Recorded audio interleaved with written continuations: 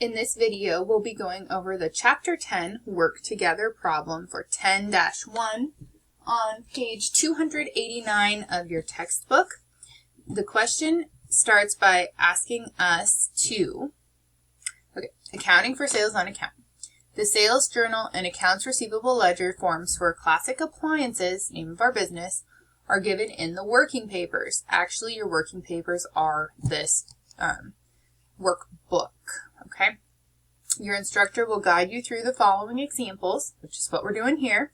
Save your work to complete the work together 10-2. And in fact, 10-3 and 10-4 are also in this workbook. So this will not all be completed with 10-1.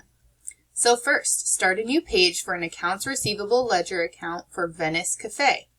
The account number is 120 and the balance on September 1st of the current year is $390.34. So we're going to start a new accounts receivable ledger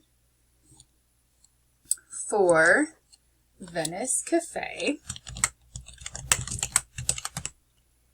and it was account number 120, so we'll put that here, and balance on September 1st, so we'll put September 1st balance.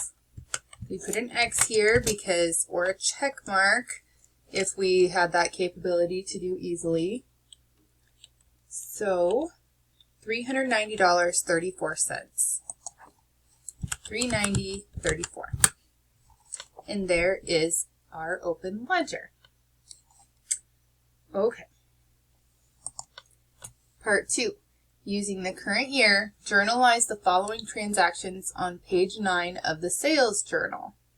And Classic Appliances operates in a state with 6% sales tax.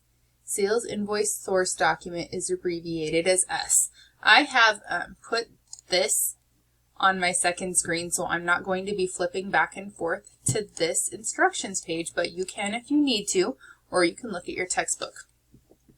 So our transactions in our sales journal, we were told page 9, so I'm going to go ahead and fill in page 9.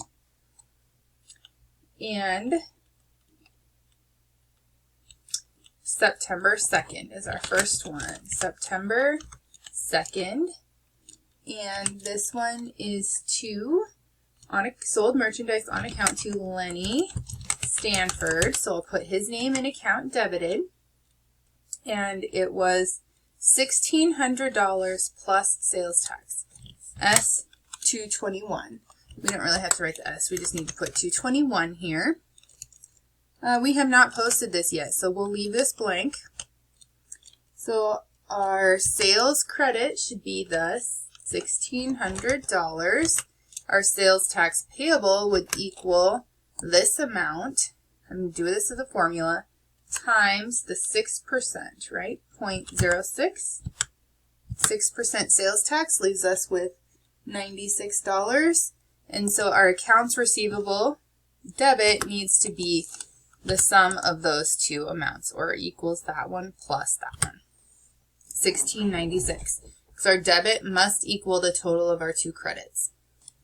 All right, so next one on the 6th, we sold merchandise on account to Washington City Schools, and this was number S222, and Washington City Schools is exempt from sales tax.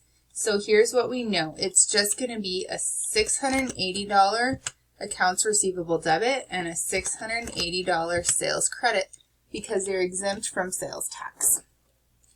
Okay, number 7, or not number 7, September 7th.